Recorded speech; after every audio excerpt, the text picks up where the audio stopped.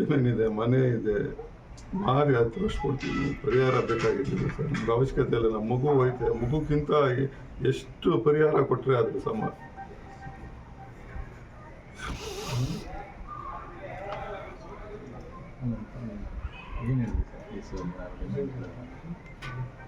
ನನ್ನ ಮಗು ಬೇಕು ಅಂತ ಹೇಳಿದ್ನಿ ಸರ್.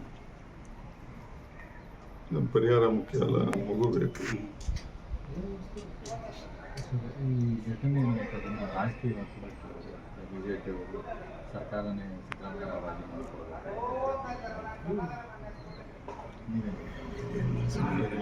ನನ್ನ ಮಗು ಬೇಕಷ್ಟೆ. ಯಾರು ರಾಜೀನಾಮೆ ಯಾರನ್ನ ಕೊಟ್ಕೊಳ್ಳಿ, ಏನನ್ನ ಮಾಡ್ಕೊಳ್ಳಿ,